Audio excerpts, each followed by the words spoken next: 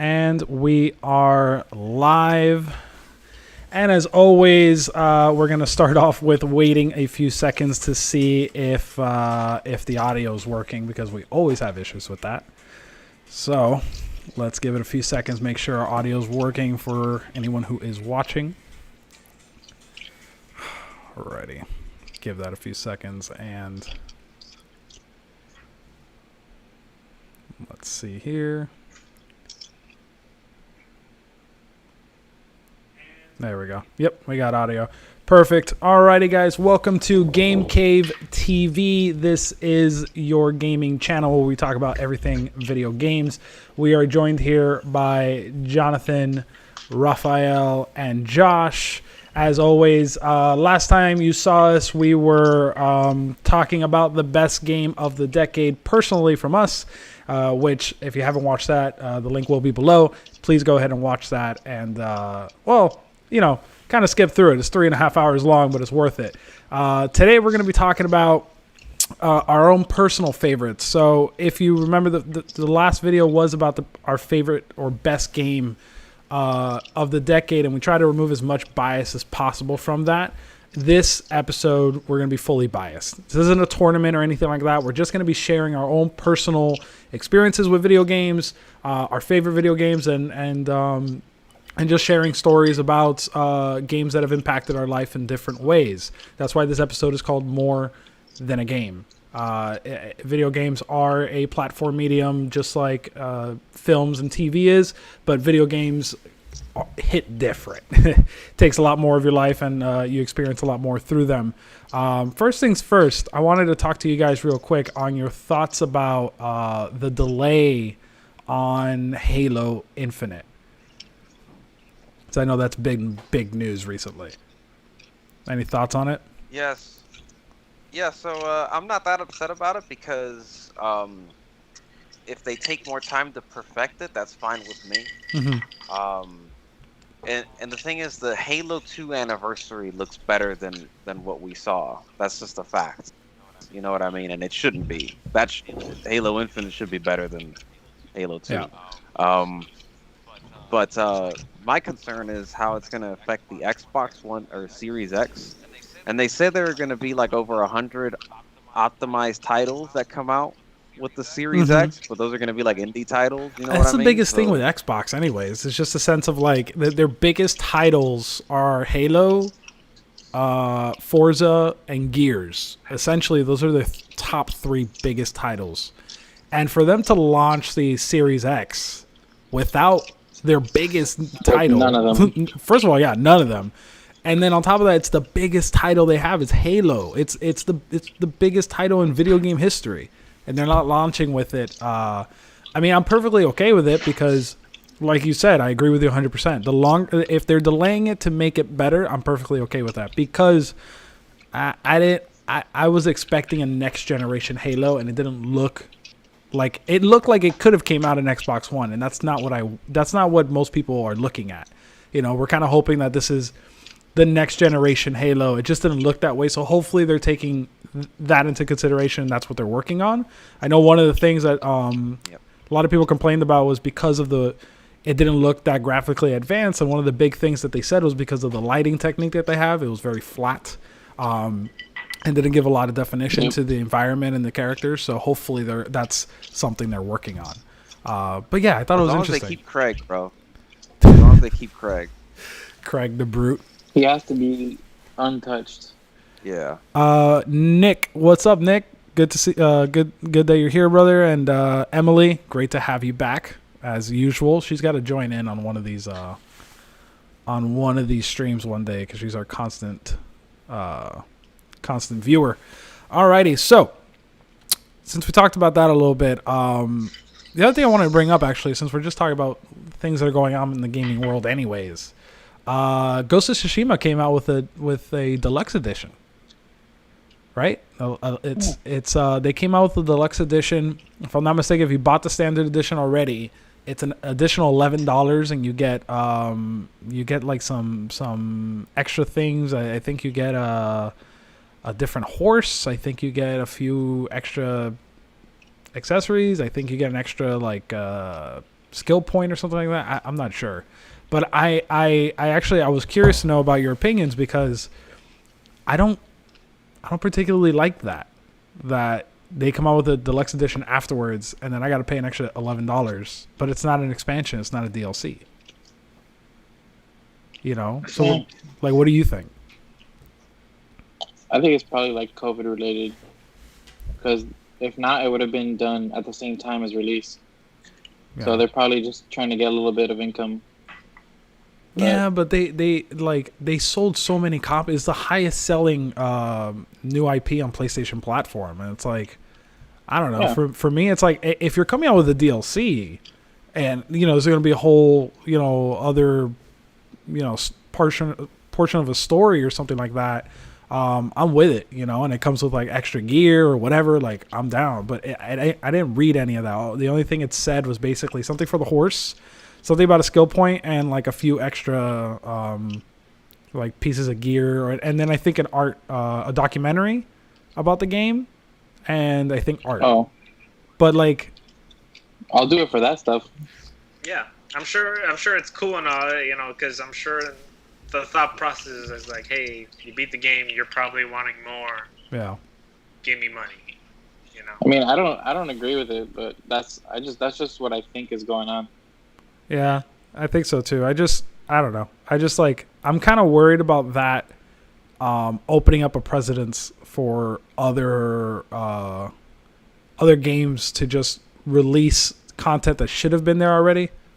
Because that's the biggest problem with DLCs in the first place, is just a lot of it is content that could have came out from day one, but they just hold it back or take it away from the main game so that they could charge you later.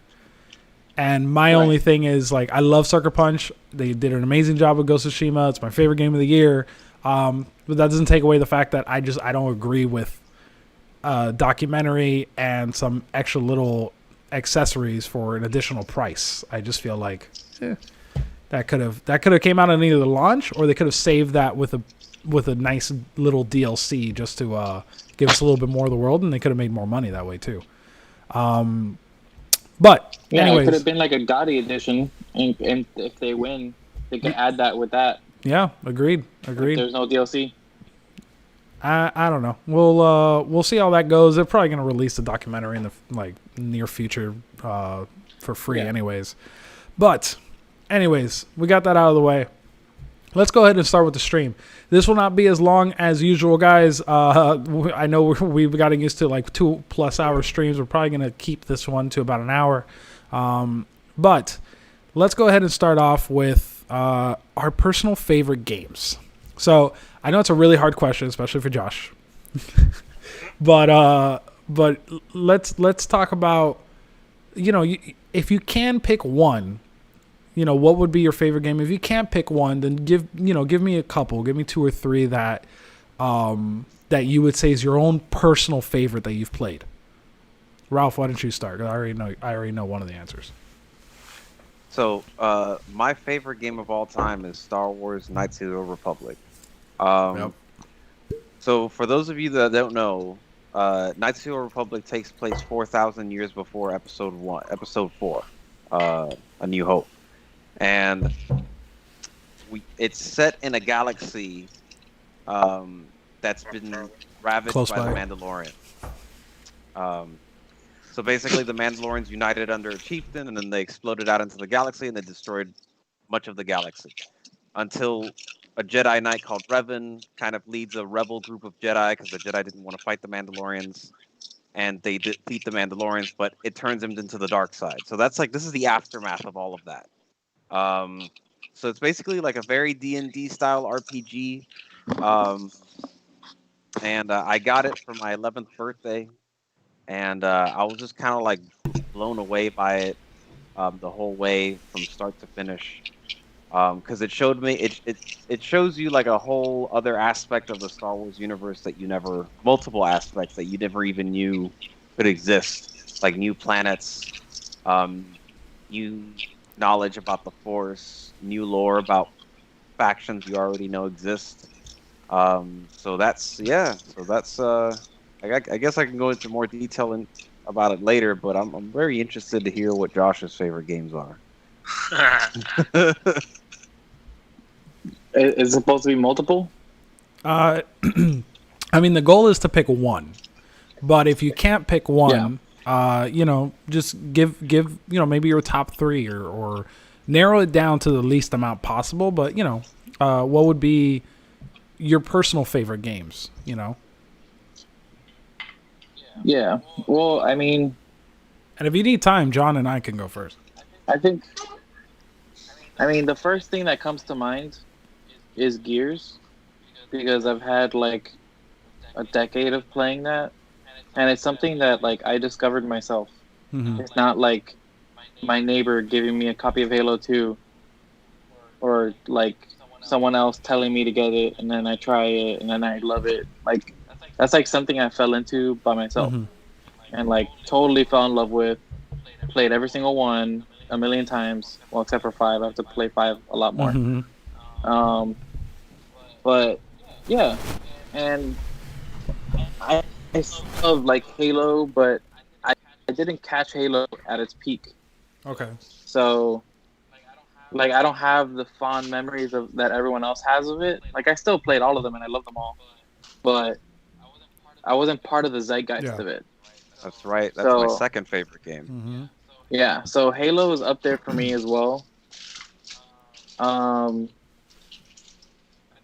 Those are like my top 2 of like my all-time personal like go-tos, and maybe like Assassin's Creed, like the original ones, like 1 through 4. I guess I can go back to those at any time. So isn't it interesting that your top 2 games are both Xbox exclusives, but now your console of choice as of recent has been the PlayStation?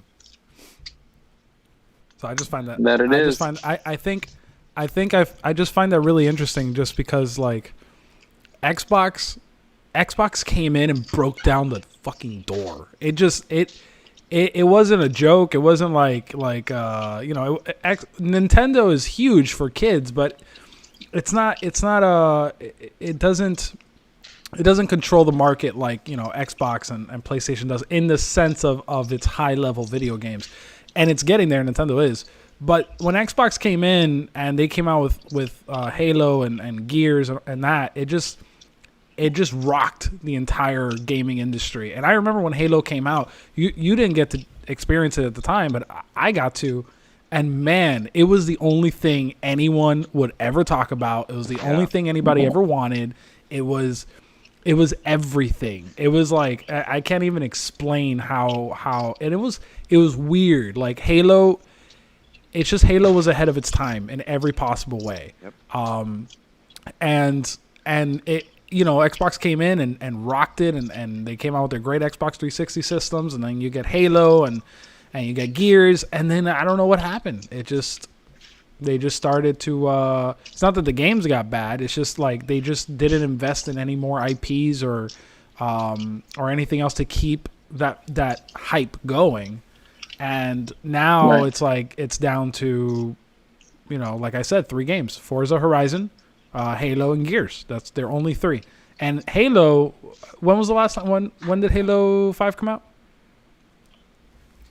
2015. Yeah, it's been a while, I believe. So by next year, it'll be 6 years since the last Halo, and 2 generations. So I just found that really interesting, and I remember the old, like, man, I remember. And now that I talk about it, I feel really old. But I remember the internet cafes that I think me and John went there once. At Sunset? Yes, that's one of them. That's when we played Halo 3. And I remember that's Sunset Place. Yeah, it was a Scorpion. Rock band. It was called Scorpion Internet Cafe or something. Have you guys ever went to that place in Sunset Place? No. Dude. Next to Johnny Rockets. Yeah, it was right next to Johnny Rockets, and you walk in, and they have these couches, these big black comfortable couches with these big ass TVs, and then you walk to, and then that's in the beginning of the store, and then at the back of the store, it's all these long tables filled with computers, And in the middle, they have the register, and you go and you rent a game, and you can rent whatever you want. You can rent Halo, you can rent Guitar Hero, you can rent Gran Turismo. They had the steering wheel, they had the whole kits, they had everything. So you would just walk in, and for like $5, you go and you're like let's say you can't rent, you don't have an Xbox 360. Like I didn't have an Xbox 360 for a little while. So I walk in and we went. I'm like, hey, for $5, let me get Halo 3, and you get to play for an hour. Like you pop it in, and you have this big 65-inch TV with your friends on the couch, and you're just playing there for an hour, playing multiplayer, split screen and shit. But I remember there was an internet cafe I went to, which was all PCs, and I remember and I'll never forget the first time I saw somebody rage because we were playing on Halo 2. And we were playing on multiplayer local LAN party, and this one guy kept sniping this other guy. Like every time he would pop his head up, snipe, pop his head up, snipe, and then the guy just gets up from the chair. He's like, "What the fuck, man? Like, do you fucking do you have to do anything else in your life?" Like he just got so fucking mad, and he threw a tantrum and he left. And I remember looking at that, I was like, "Holy shit, dude." But it's just funny because I have those memories of going to the games cafe and everyone was playing it at school in the library. Everyone was trying to play it. So yeah, Halo was a big impact. But John, what's your favorite game or top 3 or 4 games? Damn, I honestly, from the top of my head, I want to say probably Uncharted 4. Okay. That's my top. That's fairly recent. Yeah. Yeah, but it's my favorite game. But I think the other 2 questions are going to be more nostalgic because I don't know, man. Like I could go to Uncharted 1,000 times and play it a bunch of times. I don't think I have a top favorite game like how we were talking about Halo. Like Halo's super memorable. Like yes, it's in the top. Of the tier. But favorite, I would say probably as of right now, Uncharted 4. I also want to say Last of Us, but then that goes to the third question of the game that's more memorable, what's got me through stuff. Is my answer is gonna be Last of Us. Got you. So, unless I could say both, because my favorite game. Actually, you know what? Last of Us. Last of Us is probably my top favorite game, then Uncharted 4. And I'll save the Are you sure? Because I feel like Uncharted 4 is that inch. It's I don't know. If it is, it's very... What about Uncharted 4 makes it your favorite game of all time? Out of all the games you've played? I think, as weird as it sounds, I feel like me and Nathan kind of not are the same, but I think we have that very I don't give a shit. I'm gonna jump off of it. I'm very it's very if you know me, It's very relatable to you. I don't know.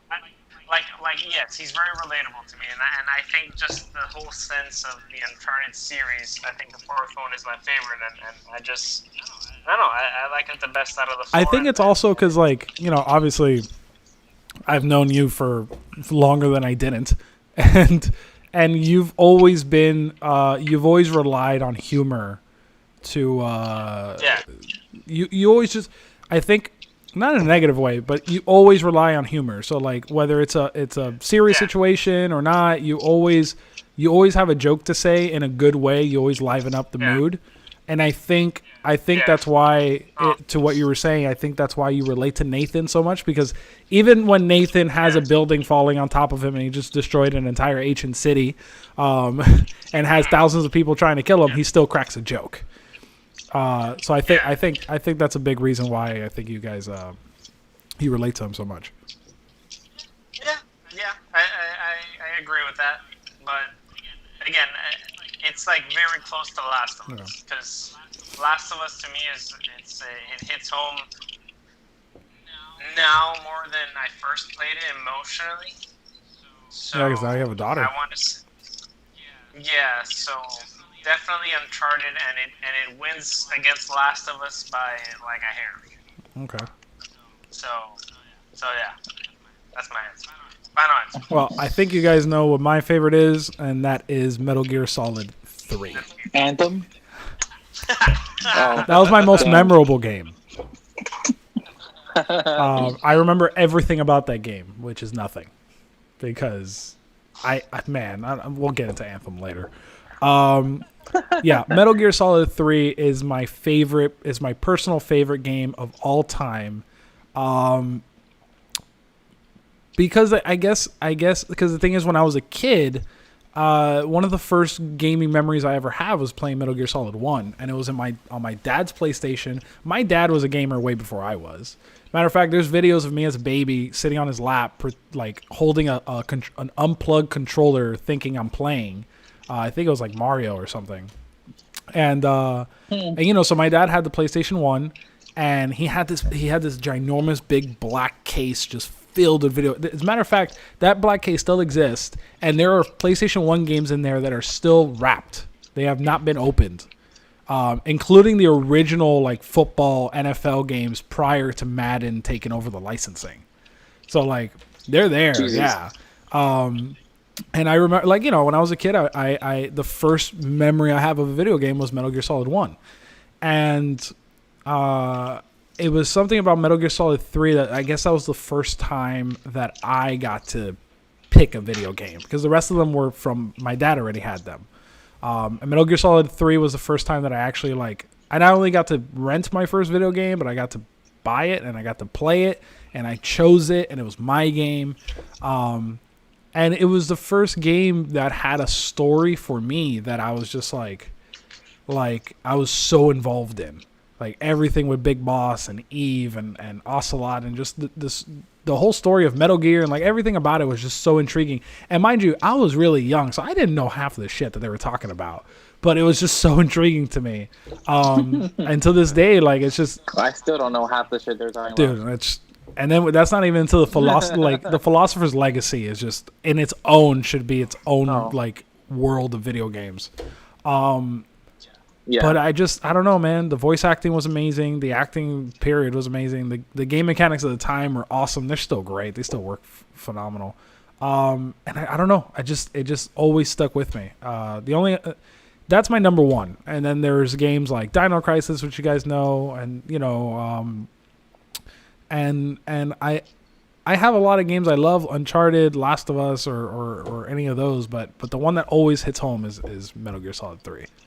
Now, Ralph, when you played Knights of the Old Republic, how old were you?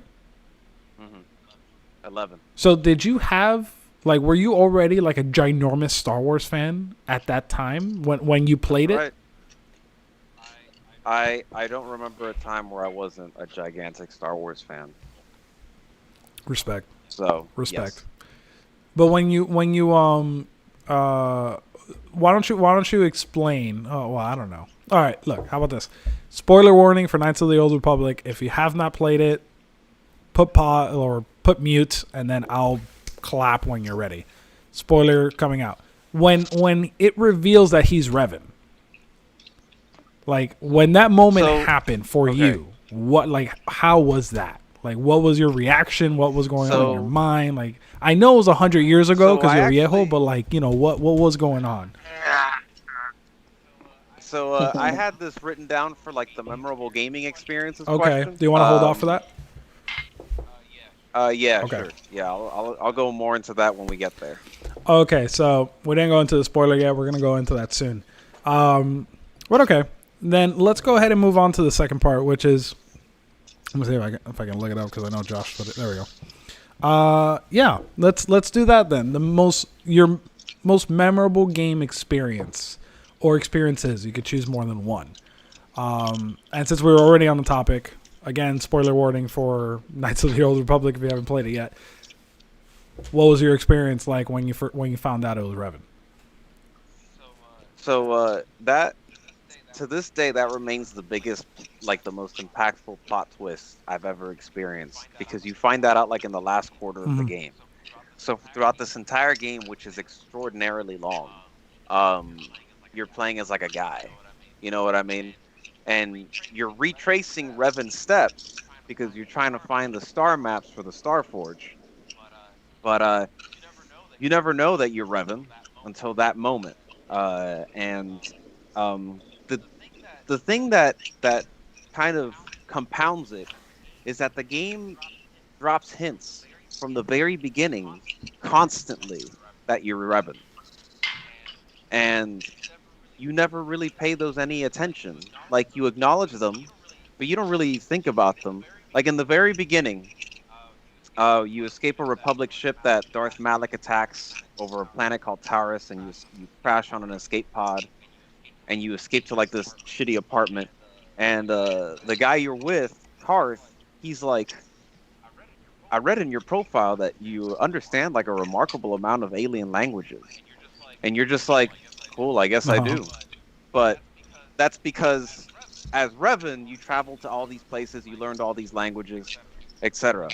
And then, and then shortly thereafter, the guy you're with says, I heard that the Force can do terrible things to a person. It can wipe your memories, and it can destroy your very identity.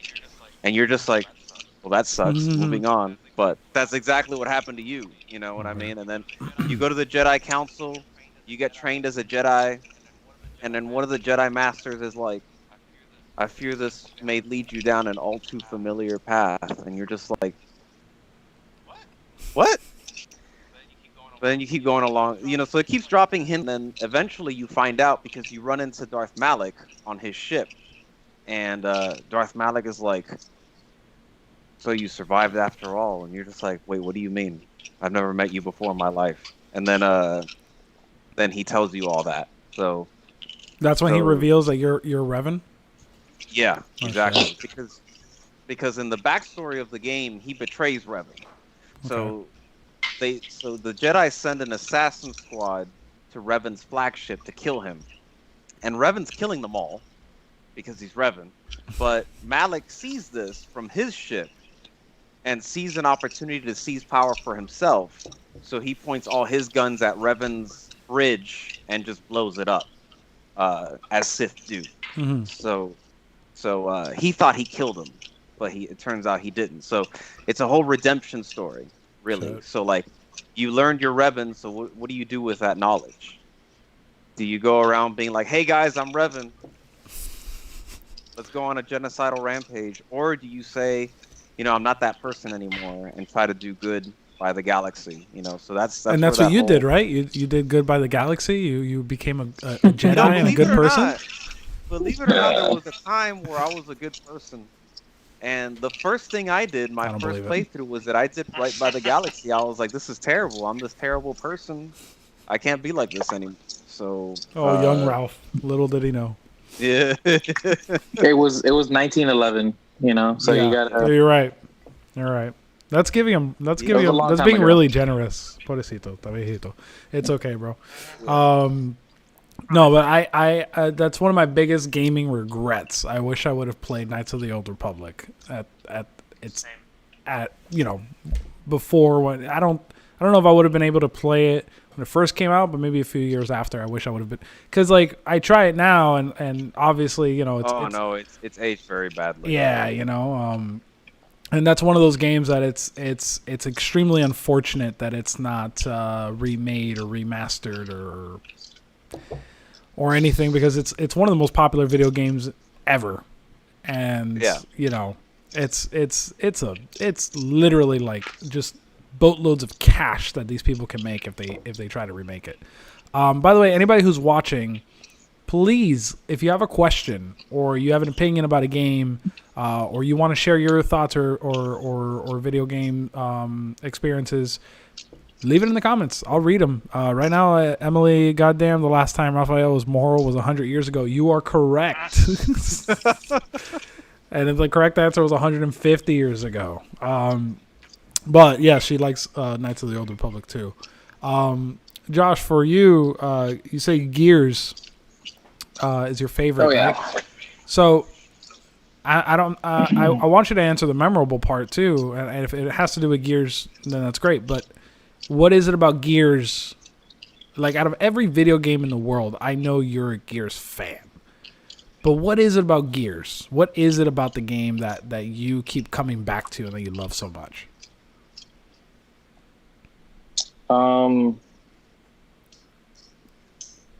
I mean, it's kind of hard to say because I've read all the books, so I know like a lot of lore. I've replayed them like a million times, so I know like each level back to front, front to back. I love the story. I love the mechanics and how they've gotten better every single time. Yep. Like without fail, they've gotten better every time. Yep. Which is pretty awesome. And they just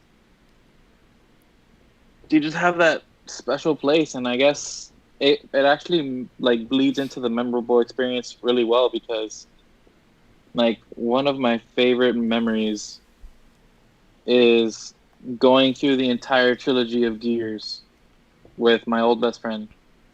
And I was always Marcus and he was always Dom. And we would run through them, like we ran through each one like a million times, and we'd play them alone a million times. And that was just our game, you know? Like I discovered it and then I found out that he liked it separately, and then it became our game together. You know what I mean? And then I've stayed playing it even after like, you know, the whole thing. Was that one of the first games that you played like with someone else, like a LAN party kind of situation? The first one, well, I haven't really done much LAN, but the first split screen game that I've ever played was Halo 2. Okay. Because my neighbor had it. But like serious gaming split screen, like we're gonna go through stories, we're gonna go through multiplayer, like that. Then yeah, it was Gears. Okay. Cool. Yeah, I'm sure it was a big impact because that's first time you play with someone in a split screen and campaign. It's like it's always memorable, man, because it's video games are always built to be a singular experience. So when you're playing with someone else and you're playing a story mode and you're experiencing with them for the first time, like it's like I remember this isn't my answer. I'm just tagging on to what you're saying, but I like again, I remember Halo 2 and I think it was at John's house that we played one of the campaigns. We didn't finish it, but we played a lot of it, and I just remember like riding like the Ghost. That's what it's called, right? Like the floating motorcycle thing. Yep. The purple. Yeah. And I remember riding that around, and he was driving the Humvee or whatever, and we were just like that was the first time that I remember that like my brain worked tactical in a video game, where it was just like, dude, like I'm gonna take this, I'm gonna go up there, I'm gonna shoot him from up there, you know. And we were just like in sync, like playing it, and I just like I remember that, and I remember just being like, man, this is cool, dude. Like this is awesome. Like I'm playing with a friend of mine, like we're playing the story, like we're having like we're actually, it's not just a one-on-one multiplayer thing. So yeah, the first time you get to play with someone like story mode, I think it's a big deal. I think it's one of those things where it's like, you know, I don't know how to explain. It's like you know, when you watch a movie for the first time and you want somebody else to watch it, and it's like, yeah, they're watching it for the first time, but it's not the same. Like you don't get that same experience because you know what's happening. But when you play a video game with someone else, you're experiencing it the same as they are. Even though you know what's going to happen in the story, you're still playing it with them. So you're still experiencing what they're experiencing together.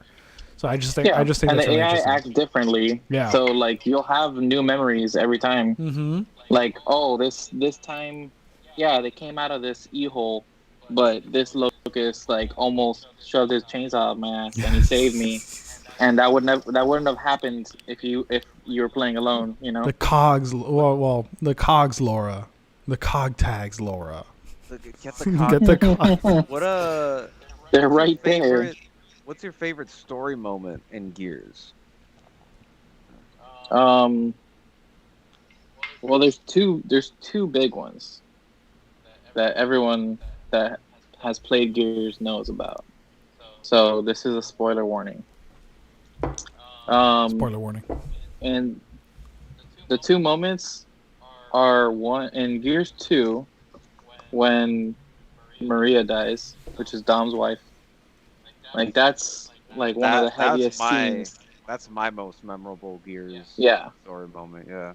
But in Gears of War 3, when Dom dies, yeah, And that scene in particular is like the only scene in video gaming that ever has made me cry, and still continues to make me cry, because I played with that guy.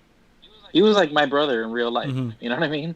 Like, Yeah. because I would play as Marcus, and my old best friend would play as Dom. Mm. So it was like, when we played that. First of all, we played that game together the night it came out. Okay, and think about it this way: he was playing as Dom because that's what he naturally does. Yeah. And then at that point, when he dies, which is, it's so emotional, because I'll just do like a little recap so you understand. Mm-hmm. So like, obviously, like, they've been friends since like they were kids, right? Yeah. And Marcus was friends with Dom's brother first, because he joined the army and whatever. That's where they met. Mm-hmm. But his brother died, and then that's how Dom and Marcus got close. And then after that is like, they were like inseparable, right? And but they're both very like honorable guys. You know what I mean? Like, they're just like super loyal, super brotherhood. And there's a moment where Dom gets in like this big tanker and he like drives away. And you're like, what the fuck is happening? Dom wouldn't leave I us. remember you showing me that. Mm-hmm. Yeah, like, there's no reason. What? And like, there's just like, that the meme with all the question marks, and the guy was Uh-huh. like, Yeah. Yeah. that's like everyone the night that game came out. That was everyone. Uh-huh. Until he turns around and comes straight back, and over the comms he's telling everyone to take cover, and it's because he's about to blow all the motherfuckers at the gas station to smithereens. Yeah. So he went out like the biggest fucking boss ever. Yep. And it was such a twist, because like, no, like, the thing is, he was depressed ever since he had to kill his wife, obviously. Even before that. So yeah, I mean, but that's what made him start like really growing the beard and everything, and Yeah. he Yeah. started acting like a little insane in the beginning of the game. Yeah. But that moment, like, you see his trajectory towards that, but it's never been like, I don't know, it never felt like it was gonna get there, if that makes Yeah. sense. Mm-hmm. Like, it just felt like they would be together forever, And then Was that It one of your hadn't- first there hadn't been, experiences like- in video games where you like they took away a major character and it like impacted you? oh yeah, Yeah. definitely. But it's crazy because it's obviously you see it coming in hindsight, but as you're playing the games, it's never like in the front of your mind, because they do a lot of deaths. Don't get me Mhm. wrong. There's a lot of character deaths, but there was never anyone that major up to that point. Yeah. So it hurt, man. I'm sure. It really hurt. And then after Dom dies, you have to play as Jace, and it's like, really? Hell no. Yeah. It's like such a bad like Yeah, replacement. man, I hate when video games kill nothing wrong off a with character Jace, you but- love and you have to play as someone else. It sucks. Yep. Yeah. Moving on. Moving on. John? So yeah, that's definitely mine. I have a few memorable moments, and I'm going nostalgia here. The first and foremost, definitely Mario 64. I don't know if you guys could agree. Okay. I played that. There's- Yeah. So there's a part where you're in the castle, right, and you look up into the sun, and then it unlocks that secret mission where then you get the hat that you fly. I don't know if you guys ever did that. Yeah. That was probably one of my first memorable, like, earliest gaming memories other than GoldenEye. But that was like a little secret mission that was super cool as shit, and I thought it was really cool because I thought I was the only one Yeah. that had discovered it. But yeah, that's probably my first memorable, And then going fast forward, so I wrote this down, Assassin's Creed 2. the end when you discover I forgot the lady like from the future, I believe. I looked up her name, Minerva. Minerva. Yeah. Yeah.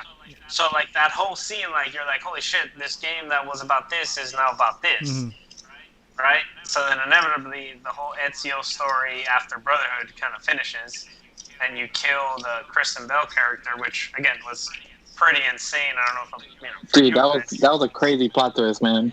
Yeah. So and that was the whole thing after killing the Pope, that you fight the Pope, and it's like a bunch of popes because he had Yeah. Apple, The Apple Vita. Yep. right? He had. So yeah, that for me, for that game, definitely. And then obviously, the last one would be The Last of Us, pun intended. I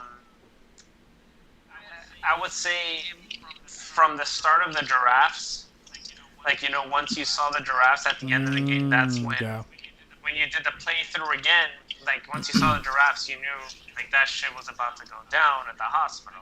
Like the giraffes was kind of like the calm before the storm. You know, like Yeah. hey, Yeah, it was right before we're winter. going to the hospital. Yeah. Or was it after winter? It's the calm between. No, it's after winter. It's the It's after calm winter. between You're right. storms. Yeah, it was after Yeah. winter. Yeah, it's when you're going to the hospital. Yeah, you're right. Like, Before the it's right fireflies. before you go to the Yeah. hospital. Yep. And then my last memorable moment, which, you know, I'm sure, you know, you guys will agree on, is the last part of Last of Us 1. That last scene before the credits where Ellie asks him, Yeah. like, tell me the truth. And then he Swear lies to to me her. that But he everything you lies- said back there Yeah. was true. I Yeah, swear. so, but he I lies to swear. her for the greater good of her and his, you know, moral of protecting her and all that, which again is relatable to me because I have a daughter, and I totally see why he would do that. That's actually something I wanted to ask you. Now that, because out of all of us, you're the only one with a kid, and out of all of it, it's a daughter. So Yeah. since having Leia, which is my beautiful goddaughter for anybody who's watching, has your view on The Last of Us changed in a more personal sense? I can't play the beginning. I haven't been able to play the beginning of Last of Us. I don't think I have. I can, but I think I'd be an emotional wreck. Yeah. Like I would totally understand Joel's aspect. Like I get it. Like I would have done the same thing. I would have killed everyone. Yeah. Amen to The whole that. shit. Like I would have done the exact same thing that Joel did, except in Last of Us 2, which again is another memorable moment when Joel dies. Like playing Last of Us 2 is when I became a father. So like that scene which is another memorable scene, Last of Us 2. I mean, Well, Ralph did say he didn't care about spoilers. Yeah, no. I mean, the whole, you know, towards the end, you know, where essentially Ellie forgives him, and Joel is, you know, essentially crying like holy shit, like that was like that hit home. I'm sure for you guys too. I mean, but shit, Yeah. I would put that in the memorable list, 100%. Every Joel and Ellie scene is memorable. Every single one. 100%. Especially the freaking the museum. Yeah, no, 1,000%. 1,000%. And Last of Us for me is again gonna be the next answer to number 3 as well. Just spoiler for that. We'll get there. So, well, yeah, those are my probably top 4 memorable moments in gaming history. I'd like to add one more to my list because I only did one. No, it's too late, so we're moving on. So then the next part... No, I'm just kidding. Go ahead. All right. So my second most memorable gaming experience of all time, I think, is literally the first cutscene of Halo 2. Okay.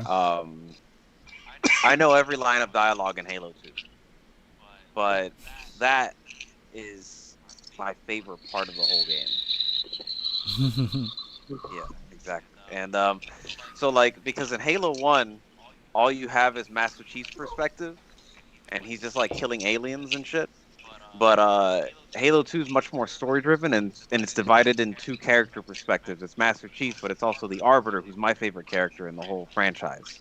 And and when you first see like the Covenant ships flying toward the High Charity, the city, the floating city, and that's the first thing that happens in the game, and you're just like, what's going Yeah. on? You know what I mean? All of a sudden, there's a trial because the Arbiter was in. Because you find out that the Arbiter was in command of all the forces that you fight in Halo 1. Yep. And obviously, in Halo 1, you kick their asses, right? So he's being court-martialed, and then he gets branded. And the brand he gets is actually the tattoo I want to get someday. Like that's actually very high on my list, Shit. the Mark of Shame. And that whole line where like he gets like kind of tied up in front of everyone. And this is kind of what cements my They hatred took for off his Brute. armor. Yeah, they take off his armor. It's like It's a really super detailed, humiliating. Yeah. yeah, like it's like the most surreal scene of humiliation I've ever seen, and it's from that game. And that kind of cemented my hatred of brutes, which are like which happens to be the main villain for Halo Infinite. Craig. Craig, yeah. And so like that part where he gets tied up, and then the brute is like, "You've drawn quite a crowd," and he's like, "If they came to hear me beg, they'll be disappointed." And he's like, "Are you sure?" And then like the whole thing that ensues from that is pretty wild. So yeah, so just wanted to throw that in there because that was pretty important. Okay. To me. This was a hard one for me because even though I was the one that came up with this idea of like our favorites are memorable, I have a lot of memorable moments. Video games have been probably 90% of my freaking life. I can imagine more. I can remember more video game moments than I can ever of TVs or TV shows or films or anything of that nature. I could say plenty of moments. I could say for example, to piggybacking off of what Ralph just said, in Metal Gear Solid 3, when you get captured by Vulcan and you're tortured, when Snake is being tortured, that was a hell of a freaking scene. Like it cuts to black. All you hear is Vulcan torturing Snake, and the next thing you know, it opens up and Snake is all bruised and cut and broken and just sweating and dying on like hanging off the ceiling and that whole scene was amazing because I just remember watching it like just with my jaw dropped because Snake gets tortured, Boss comes in, and you think that she's about to kill him, and then she ends up shooting him in the leg, which shooting him in the eye. Sorry, I'm getting confused. He ends up getting shot in the eye, and then he ends up getting shot in the leg. And in the leg, the bullet that she uses is a freaking pill that allows him to take it, and he basically dies temporarily so that a guard can come into his jail cell and that he can kill the guard and then escape. Like that whole scene when I was a kid, I was just like the whole freaking time because like it's just when you're a freaking 13-year-old kid and you're watching this whole plot play out and like just everything that happened, it was awesome, man. I Dino Crisis, when the first time I saw the T-Rex break through the ginormous window in the doctor's office, it was the first time I ever got scared of a video game, and I freaking screamed and I stopped playing for like a month. Left 4 Dead, playing at John's house like with our old friends and stuff, and just first time I remember being with a group of friends and playing video games together. And just in the living room. Yeah, man, in your OG house too, Devonair. Halo and all that stuff. There's a lot of gaming memories I have. But man, if I had to pick like a top memorable gaming moment, it would still be Metal Gear. Just overall everything. But I think one of the most memorable moments for me with Metal Gear, specifically Metal Gear Solid 3, was when you had to kill Boss. That whole final fight in the beautiful white flowered, field. Yeah, that field. Yeah, man. And like, it was one of the first times that I remember in a video game, at least in my experience when I was a kid, it was the first time where you got to choose whether, and like, not that you got to choose, but you were the one that had to pull the trigger to kill someone. It wasn't just like a regular fight. It was press square to kill. Like, and after the whole game and knowing what she meant to Snake and everything else, and him holding the weapon like right at her face as she's laying down on the ground, defeated, and it just says press square, and like, it waits for you, and then you press it and you fire that one shot, and it just like it's just quiet. I remember that moment because like that was the first time in a video game I actually felt like I took a life, you know, because in every video game, you know, you're either using swords or guns or fists or whatever to kill your opponents, right? But the first time you experience a video game that gets you in an emotional stage where you have to basically be the one to pull the trigger and actually take that person's life, take that character's life.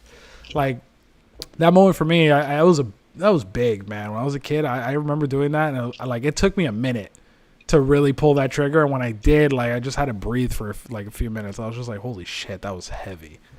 But yeah, I'd say that's probably my top. The what? No, I was gonna say, and it's crazy because you don't even know the real story at that point yet, because exactly. He finds out later. So at that point, you're killing the boss, and it's really sucks because of what she means to him, but you don't know what you just did fully yet. Yeah. Until the last. I don't know, not a disc or whatever. He listens to the whole story that Eva tells him. Yeah. After Eva was like a freaking triple agent, and like, and she was screwing the KGB and screwing you back with the KGB. Like, it was like for the Chinese. Exactly. And like, oh, man, and then she leaves you at the end, and then you're heartbroken, and you had to kill your mentor, and then all you get is a medal, like, for everything you sacrificed. And like, man. But at least Ocelot helps you. But I just remember, like, I remember that as a kid. That's another whole crazy story. I think that game came out and everyone was around the same age when they played it. Like, it wasn't, you know, like, it wasn't like older people played it. Like, they were all like my age, you know. And it was so complicated, but it was just jaw dropping. Like, it was emotionally driven. It was a great experience. Emily says her most memorable moment was in the original Witcher when I realized you could collect cards from the woman you banged like it was Pokemon. So that's a good one. Witcher is a great one, man. Matter of fact, Ralph, you remember, dude, like, you would play at your house, come over to my house, play at my house. Then I would play at my house. I'd go over your house, and then I'd play at your house. Like, that's all we would do for like months. Yeah, there was a point of our lives where everything was just The Witcher. That's all we did. And I would watch. Yep. Because it came out when we were friends already. Yep. And nothing was more important to us than The Witcher. It was literally day in, day out. But I was down to watch. Me and Ralph would talk shit on the chat and play Witcher, and then he'd be like, yo, what are you doing? I'm like, none, come over. All right. And then he comes over, and then he just plays The Witcher. And then he goes home, and then the next day I'm like, yo, you want to hang out? He's like, yeah, come over. And then I play The Witcher. And that's it. Like, that was life. You know? Also with Destiny. The first Destiny, we played it every single day. When the first Destiny came out, bro, you and I would literally just sit in a circle in the landing area or whatever. We would just, like, do these fucking dances and the shit, little emojis and tell each other about our day and shit. Yeah, we were literally just, that's how we would hang out. We would just hang out in the game and just, like, and I remember in that platform, whatever, it was like the view of space. And like, we would just sit there and just look at space and just talk shit for a few hours, whatever. And then we would jump in and go do some missions or whatever. I think that's one of the best things. I think it's one of the best things about video games, because I have connected with every one of you through video games. You know, with John, when we met was in middle school, and you know, we connected. We went on our 8th grade field trip. Yeah. Went on our 8th grade field trip, and we connected there, but we, you know, I have fond memories of being at his house and playing Left 4 Dead or playing Halo or playing Guitar Hero, you know, just rocking out, man. And just like, I remember playing Just we played so much, and we always like that was our thing to do. It wasn't to come over and watch movies. It was to come over, talk shit, play video games. Always. With Ralph, it was the same thing. You know, we connected in high school, and whenever we would hang out, it was video games all the time. He got me into Total War. We played Witcher. We played Destiny. We played UFC. We played freaking. Remember that I beat the entire Fight Night champion. Fight Night, the purple guy. Yeah, the purple guy. Yeah. We're not getting into that. We're alive. But What was the game?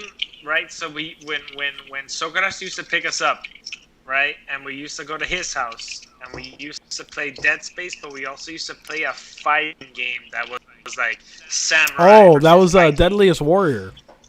That was Deadliest Warrior. Yeah. We used to play Deadliest Warrior all. fucking Dude, that time. was awesome. Like that game was actually really fun. I was always Sun Tzu. Who were you, Yeah. John? Fuck, I don't remember, dude. I think I always that's played a the long Spartan. time.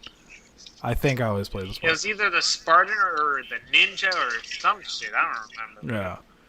Sun Tzu was pretty fun. But not Sun Tzu. What's his name? The African warlord. Shaka Zulu. Yes, he was really fun too. But yeah, man, we used to do it all the time. And then Josh, like when we first met, we were on Division all the freaking time, and that's where we talked so much like shit. a solid 2 months. Yeah, every day. You remember the mission? There was a mission that me and Josh did. The one we don't talk about? Yes, and we're gonna talk about it now. I don't remember.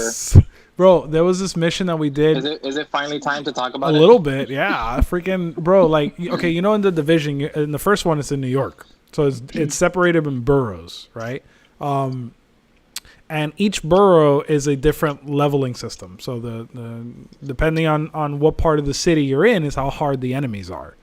And so ideally, you're supposed to work up your way to building out your levels to get to the end of the island of New York and you know, and be able to fight them. So Josh and I had the bright idea of unlocking all the safe houses within New York because it allows us to fast travel. The problem is each safe house is in a different borough, and we were noobs, and we would sneak through the entire city of New York City just to get to each safe house. But then there was like one safe house. Worth it though. Yes, it was worth it. But then we got to one safe house that had a mission that we decided to do.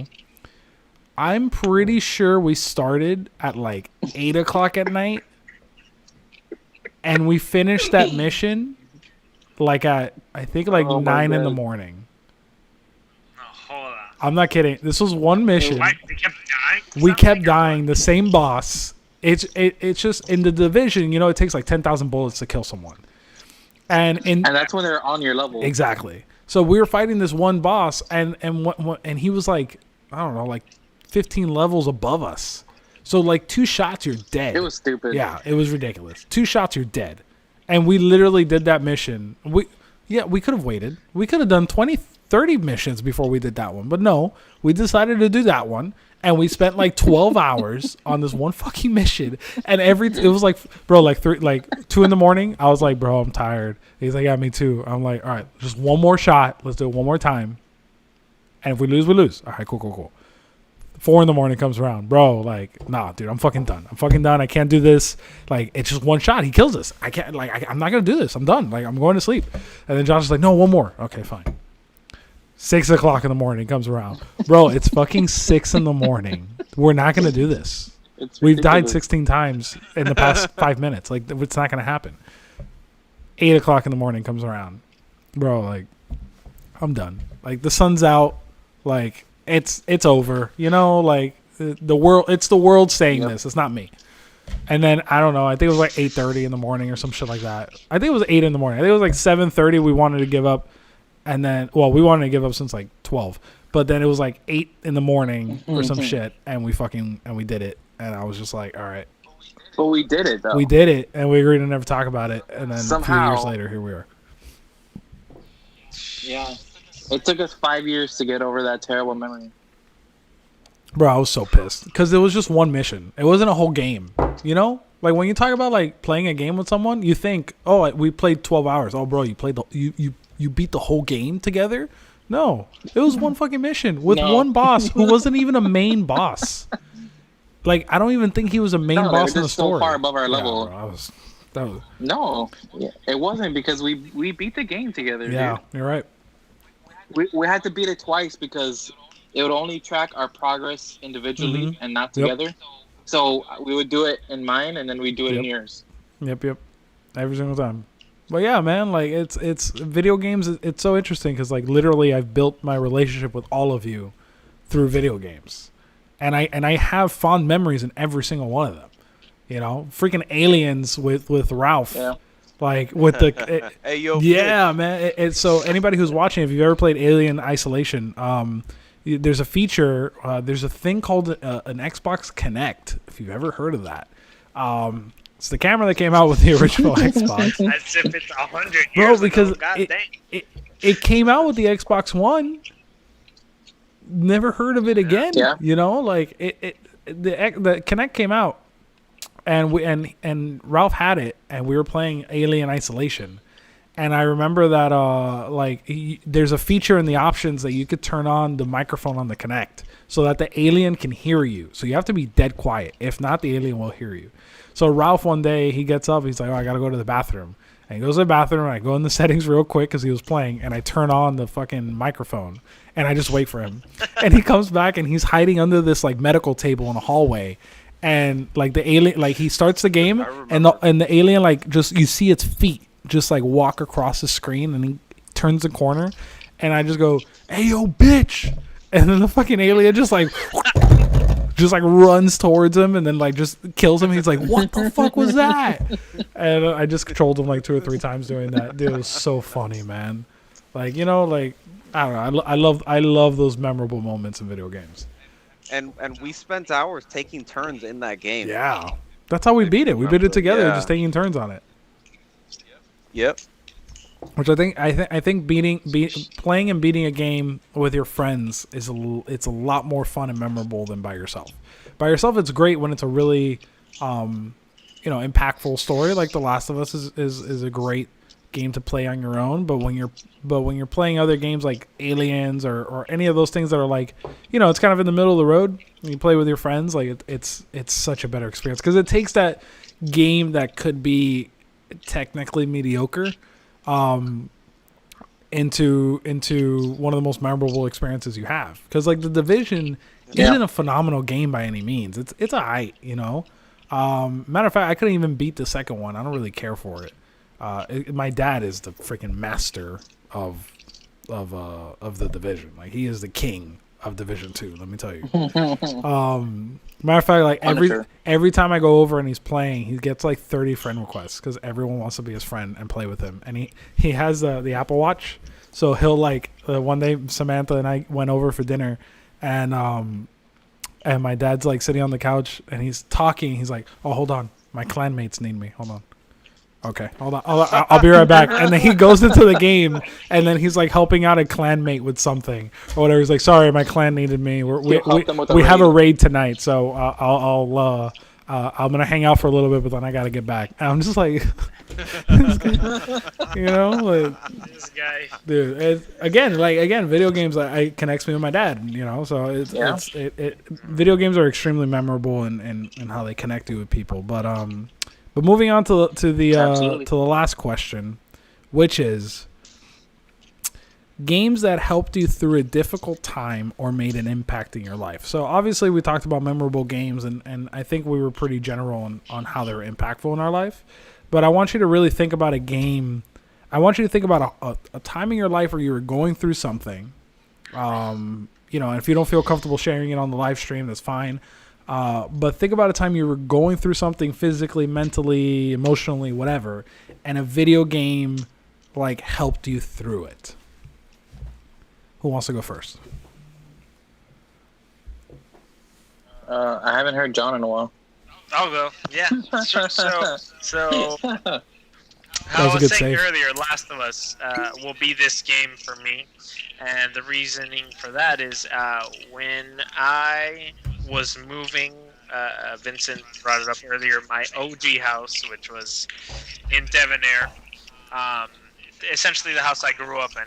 we moved from there, and at this house, the Devonair house, I was sharing a room with my brother.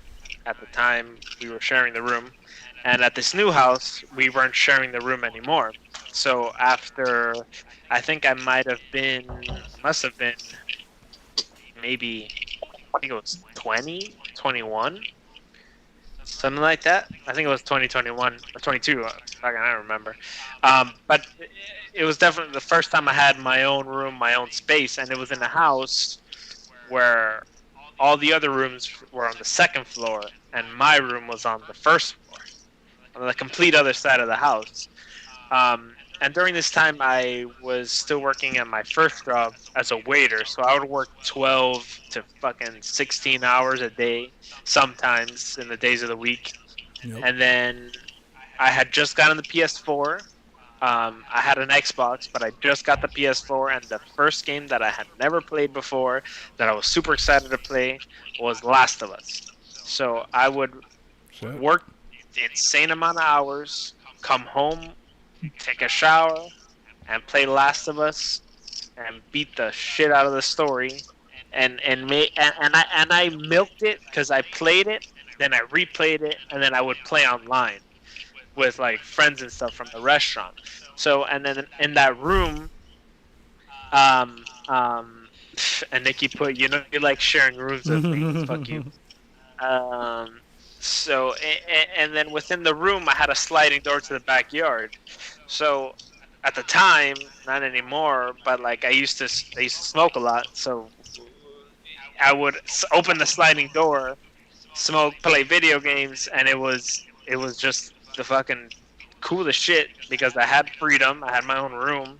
I was able to play this game loud, however I wanted to, and it was super memorable because it was at a point where I was bummed out from moving.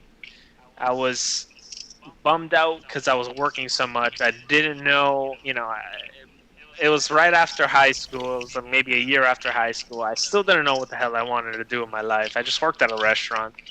And this game kind of took me away from the drama and the bullshit that everything around me was creating.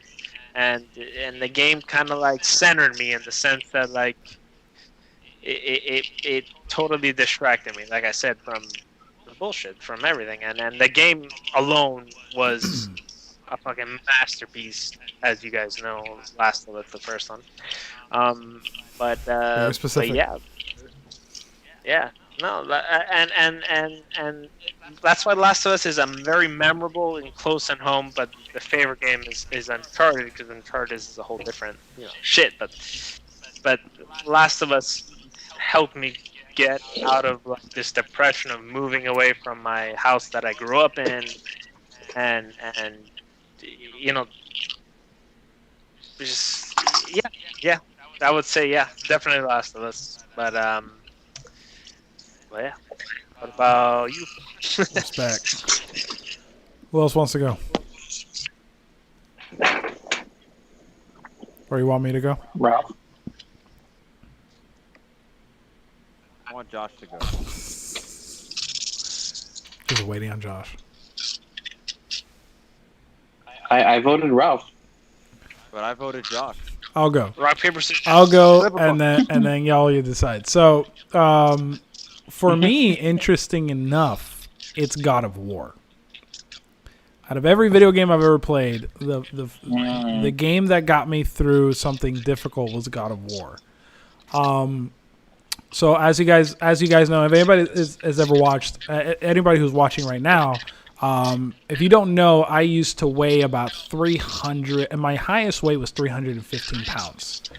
And I went through a massive weight loss journey, which I've lost, 150 pounds or so. But during that weight loss journey, roughly. But during that weight loss journey, I ended up developing a really nasty issue where I started becoming B1 deficient, which is essentially it only exists in people who are basically starving to death, and I wasn't. I was eating But I had a weird issue. My body just wasn't absorbing that. And long story short, I ended up developing an issue where I started having nerve damage in my feet. And so it was excruciatingly painful. I couldn't walk. It literally was like 24/7 pain. It literally felt like thousands of needles just stabbing the edges of my toes 24/7 every day, all the time. And that's without anything touching it. Obviously, your nerves, anything that touches it, that's how you feel things. So just even like the thin blanket on my bed that would just slightly touch the edge of my foot would just be a sharp, like never-ending, excruciating pain that shoot through my whole body. And I went to the hospital, and the doctors didn't know what was wrong with me, and everyone told me, like, every time I did a test, I had blood tests, I had MRIs, I had a spinal tap, I had surgeries, I had everything, and they couldn't find out what it was.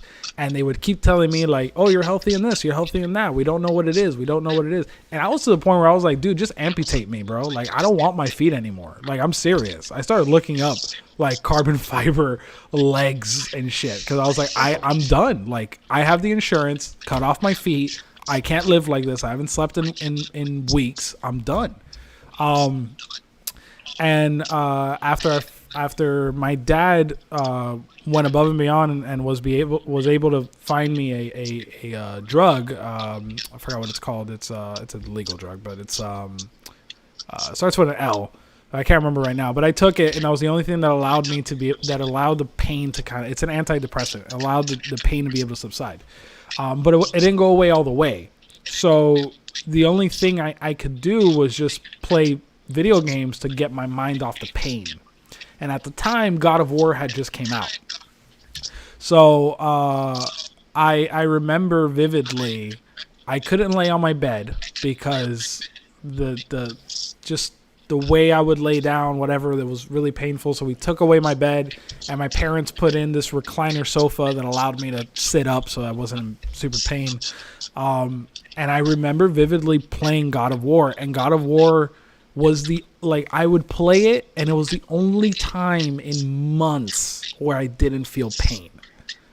And, paired up with obviously with the antidepressant, but with the game, it got my mind off of it. I was able to just indulge myself in this world, in this video game world, and just forget about the freaking crazy pain I was going through in real life. So God of War for me, it's so impactful personally because it got me through probably the tough. I wouldn't wish that on anyone in this planet. I don't care how much I hate them. I wouldn't wish it on. This is the worst pain you could ever experience, man. Like it was the worst. And God of War got me through that shit. Like just being able to play that story. And when whenever the pain would come in, like I would feel like sometimes, it was a constant pain, but like every, few hours or something, there would be this moment of just like, it just amplified by like 100 times. And whenever those moments would happen as I'm playing the game, I would release that tension on the NPCs and just like rip them apart and just like, I would find the biggest, baddest motherfuckers in the game and just like fight them just so I can release my anger and my pain on them.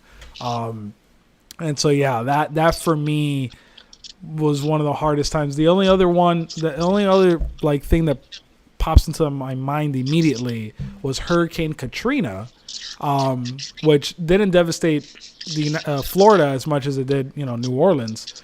But it was my first memory of like a major hurricane, and we had the whole house packed to the T, like everything shuttered, everything was dark, everything was cluttered and closed in. That. Yeah, man. And I remember I plugged in my PlayStation and I played a game, which I'm trying to remember the name. I think it's called Unleashed, if I'm not mistaken. I'm probably wrong about that. I think that's the movie. But there's a game, and it's a game with Jet Li. It's a martial arts game. And I just... Oh, I know exactly what you're talking about. Yeah, please do. But I remember that game, and I was just like... I just remember sitting in my living room, the birds, because my aunt has these African greys that just wouldn't shut up. and they would talk and sing the whole time, and the whole house is cluttered, everything's dark. Like, it's just, there's a hurricane outside, the wind is blowing, the shutters are shaking. Like, you know, as a kid, I'm being told this hurricane is dangerous and, like, you know, tornadoes and shit. So I'm just like, I'm trying to find an escape. And I remember I had just rented that game at Blockbuster, and yeah, and I showed my age there, and I started playing it, Throwback. and I lost myself in it, and that was it. That's the one, Rise of Honor. Yes. That's the game. Such a good game. Yeah. I remember. And I remember playing Wow. that, and that like got me through the night because I was really scared. You know, I was a kid and I didn't know what a hurricane really was. I didn't know the severity of a dangerous hurricane. And Yeah. so that got me through it. But now it's Josh or Ralph's turn. Y'all gotta choose. All right. Oh shit. All right. So I guess I'll go first. So for me, I'm gonna have to say the games that have consistently helped me through difficult times are Total War games. The first Total War game I ever played was Empire Total War in 2009, February 19th, 2009. That was Empire Total War, but like, I'll give you two examples. Like, you guys know I went to England for a year, and that was when those were the greatest times in my life, but they were also the hardest times in my life because I didn't have a great first half of the year in terms of schooling. I had a great recreational time because I was getting drunk every single day, but you know, like, I wasn't getting good grades in school, and it was a very posh school, and they had high standards, but it was also foreign standards that weren't compatible with what we're accustomed to in the U.S. So I just had a very difficult time adapting to what they were looking for in terms of writing and academic standards and stuff like that, and I just wasn't doing well. And the head of the department even sat me down and said, "Look, I don't know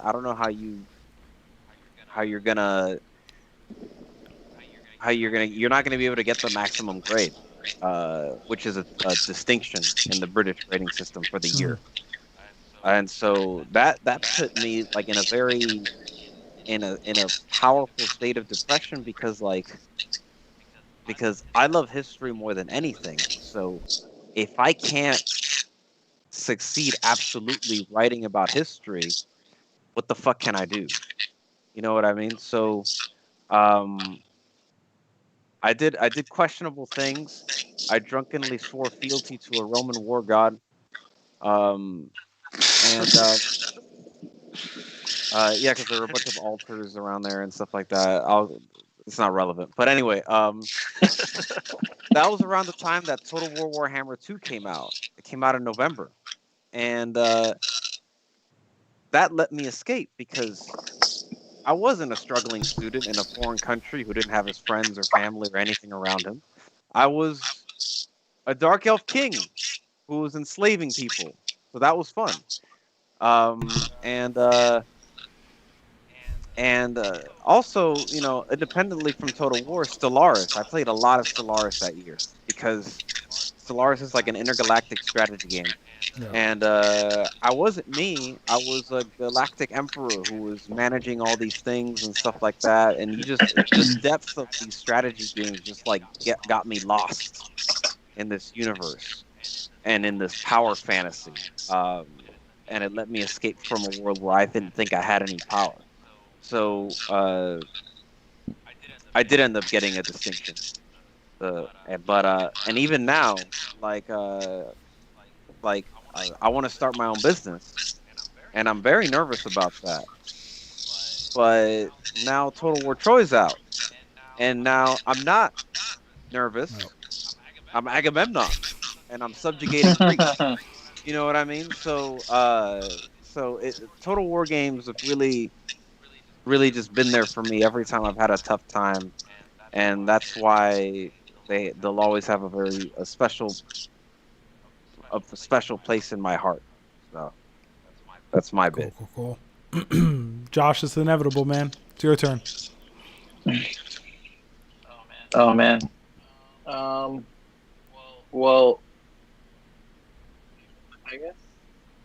A little tiny bit of backstory. I'm like, I'm pretty sure for like the past 10 years I've had depression or longer. So video games in general have been my escape Mhm. for like that amount of time, you know, and even longer. But for real, that amount of time because I've been through phases that just like instead of recalling the years, I recall the games. Sorry.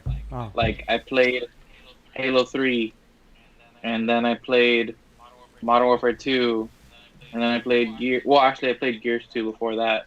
So like I had like specific blocks of memory by game because that's what I would do my entire afternoon. Mm. You know what I mean? Yep. So for a long time, I would play like multiplayer to get away from problems because I could just take it out on other people. But I would say like the craziest I've gotten with that condition, I had a very not one game, but I had like a series of games kind of pull me through, and that's from software games. So like Dark Souls 3, Bloodborne, and Sekiro. Yep. And the funny thing is, like I started with Sekiro, and it pissed me off that I couldn't do it. So that's what took me to Dark Souls. Mhm. And it's funny because Dark Souls like it's very like primitive compared to Sekiro, but it just has like this charm to it. Like the world begs to be discovered in a certain way. Mhm. And I technically used the walkthrough, but like once I really understood what like the game design was, I started exploring on my own, you know. I just needed that like little push to understand what those games were about. And yeah, so I beat Dark Souls, and then I went to Dark Souls 2, and I didn't like it, so I went to Dark Souls Mhm. 3, and like, Still beat it and though.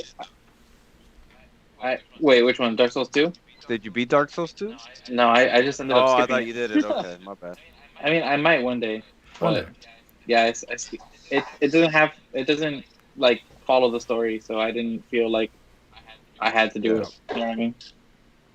But the other thing about Dark Souls though is that, and Bloodborne, is that they have online multiplayer. So you could be playing and so somebody like interesting. invades your world. Yeah, somebody invades your world and can wreck your shit, and while you're like in this hard part of the game, and you're like, "Thank you, Jesus. bro. Now there goes my Yeah. souls." And people will specifically be waiting for you in like the toughest areas. They'll just put down their little invasion symbol. Dicks. But and on top of the invasions though, like there's also sunbros, which are people that like help you. Like there's like a little thing on the floor, and you can like summon them, and then they'll come to your world as like an ally. Mhm. So I played Dark Souls 3 like twice on my own, but I've also played it like 5 times with friends because I would help them in their worlds. You know what I Mhm. mean? And like, so I've been through Dark Souls 3 the most out of any of the games. And then I did the same with Bloodborne. I've pretty much beaten that game like twice because of like the amount I've played with people, and I've gone through every level like at least twice. And then like Sekiro was like the latest one. That's what started it all for me, Mhm. and I was finally able to get to it, and It and all by that comes point full I circle. understood. Yeah, at that point I understood what the studio how they design games. Yeah. So it was just a matter of buckling on the seatbelt and doing it for real this time. You And know? then you got me into it. And I hope Yeah. you guys are proud because I just started replaying it. So, well, playing Ooh. starting off where I left off because after our last conversation of the game of the decade, Yeah. and I ended up going with you on pushing Sekiro forward. I was like, you know what? I need to give it its chance. So I started replaying from where I was at. I already got my ass whooped like 10 times. Yeah. And then I started playing Fall Guys because I got pissed. I'll get back in. That's fine. It's fine. Yeah, that's the thing about those games, though. I'm not the only one that has helped through dark Yeah. times. Like, There's so many like video essays online of people just personal experiences where they just needed a world to get lost in that like requires full attention. Yep. You know what I mean? It requires full attention, and like there's so many lessons to be learned from like how to get stronger in those games and like how to be more precise, and like all that stuff is you can relate outside of the games. So it helps a lot of people, and I wouldn't say that those games like turned me around or anything, but I would say they really got me through more than other games, more than multiplayer. They helped me get through shit. Yeah. You know what I mean? Agreed. I think there's a lot of games that there's a lot of moments that we go through in video games like really assist us through it. Like I could like sharing of like being very personal. Like me and my dad are exactly the same. Like in every aspect, like mentally we're the same. So it causes a lot of times where we butt heads. But if there's one thing we've always shared has been video games. And I remember, as a kid, we used to play a lot of video games. But, as you grow up and you become a teenager, you get a little stupid or whatever. Yeah, little, yeah. And I remember that my dad was the one that was mentioning when The Last of Us came out, and he was just like, man, I heard this game is amazing and it won all these awards. And I was like, nah, whatever. Like, you don't know what you're talking about. I'm a kid. I know video games, whatever. And after a little while, I was like, damn, he right. It's winning a lot of awards. So I was like, I'm gonna get it, and then we'll both play. So I ended up getting it. And then we both played it, and that was a real bonding moment between me and my dad.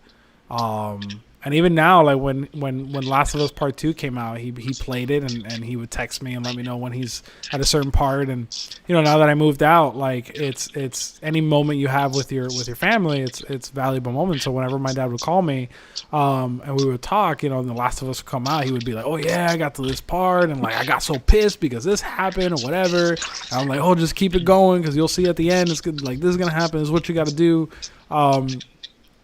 And I don't know. I think video games overall make such an like we're sharing moments that are memorable. We're sharing moments that video games have helped us through things.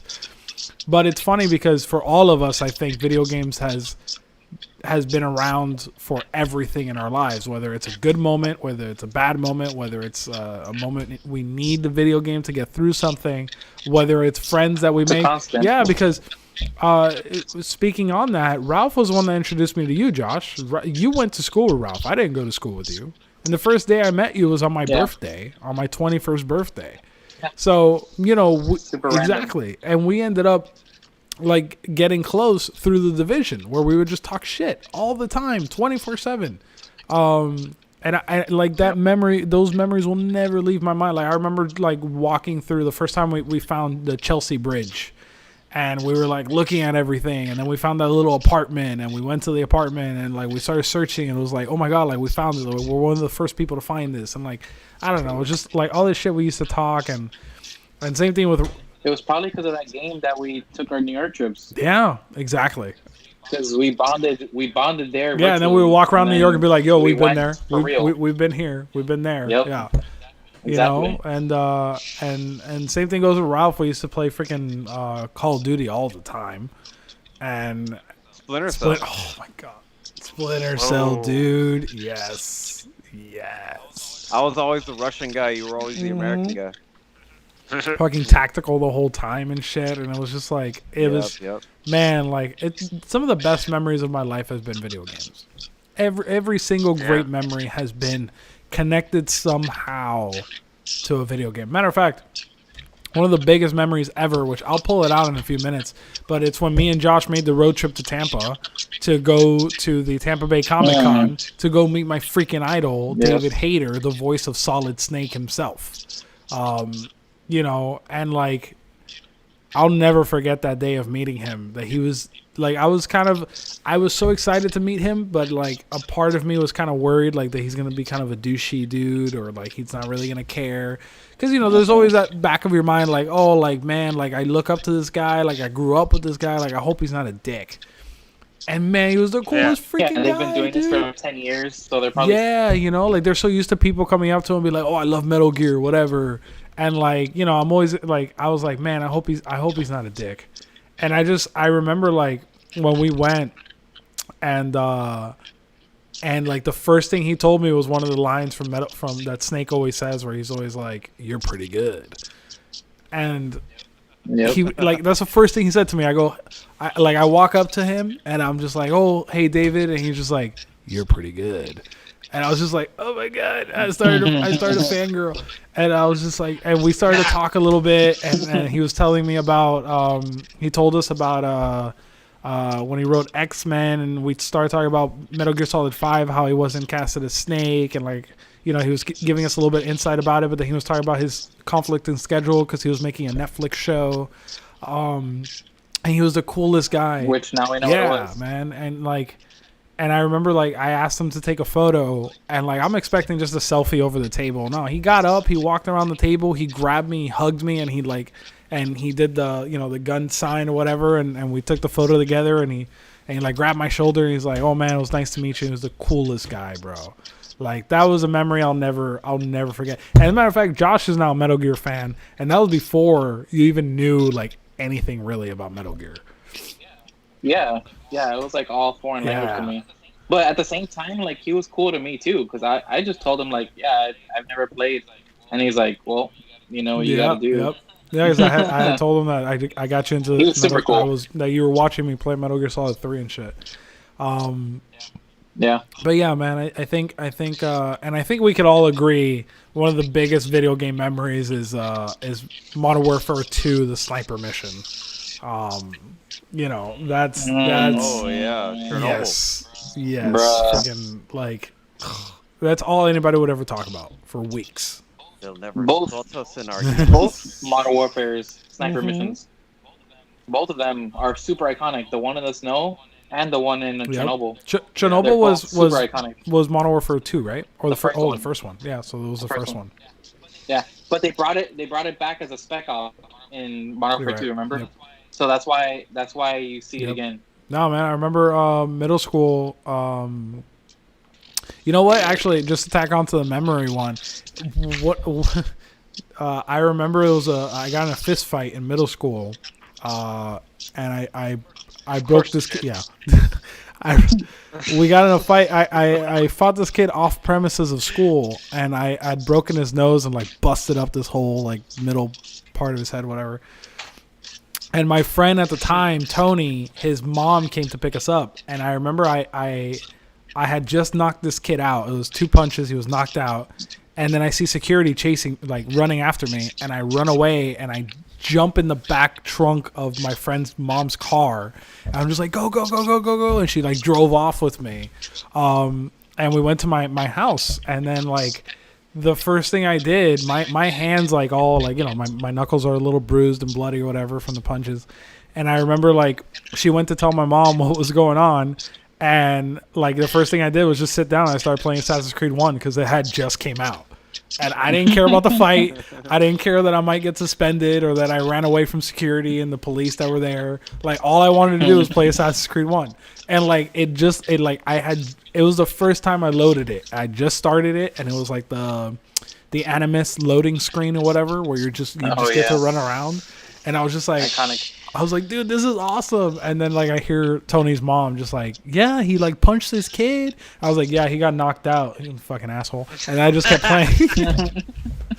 And I was just so into the Assassin's Creed game. So it's just funny, man. Video games are and the other thing about video games that's interesting to me is that the fact that in our generation, video games are what movies were to our parents' generations. My dad grew up on Star Wars. He was there in 1977 when Star Wars New Hope came out. and that's his thing. That's what he holds on to, his childhood. Like, I was there when Star Wars came out, you know.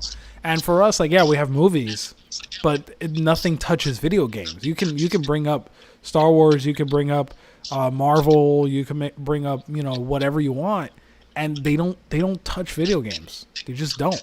You know, because now video games represent the same characters. It's like you have the Avengers game now, you have Spider-Man PS4, you got Knights of the Old Republic, Jedi Fallen Order, you know, and then now for us, it's like these video games are our generation. So when we have kids, or like John right now that has Leia, you know, one day she's gonna play The Last of Us, and that for him is gonna be one of the biggest moments of his life, you know. So and then for Ralph, one day you're gonna have a kid and they're gonna play Knights of the Old Republic. Hopefully it'll be a remastered made by Rockstar or CD Projekt Red or some shit, you know.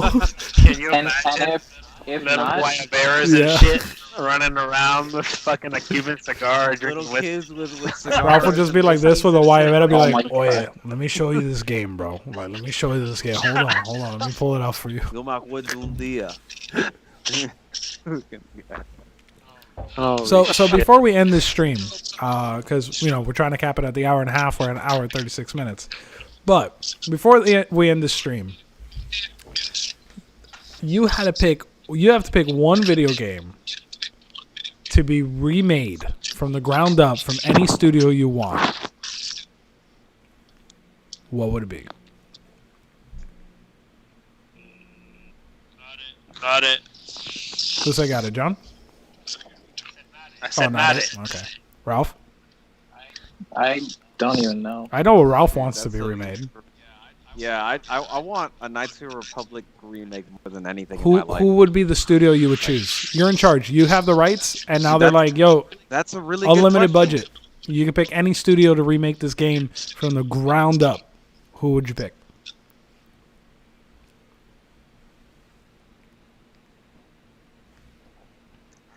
I don't know, man. Probably CD Projekt Red, because they're the big RPG ones at the moment, and I think given their mechanics, their character creation mechanics for Cyberpunk are turning out to be really similar to the Knights of the Old Republic Mhm. one. So I think they're a naturally good fit for it. So, I agree. I think I would be between for the Knights of the Old Republic. I would either from the three. CD Projekt Red would be number one because I think they would mix gameplay and graphics and story into virtually perfection.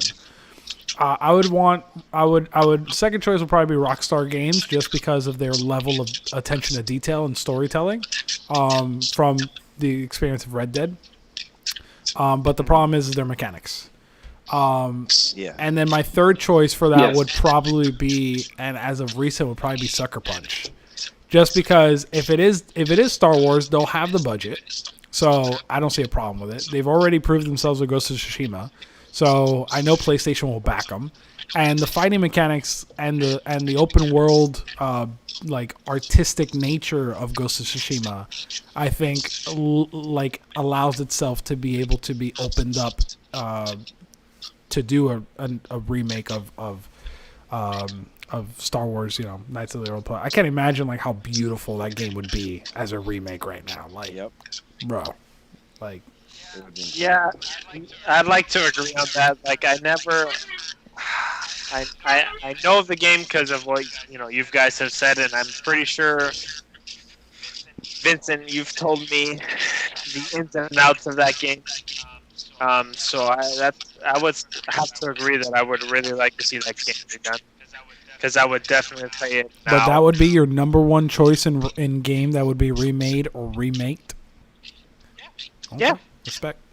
Yeah. Again, because I have much more respect for you, John. I already respected you, but now I really, really respect you for that. yeah, because From here to here. I'm not gonna lie.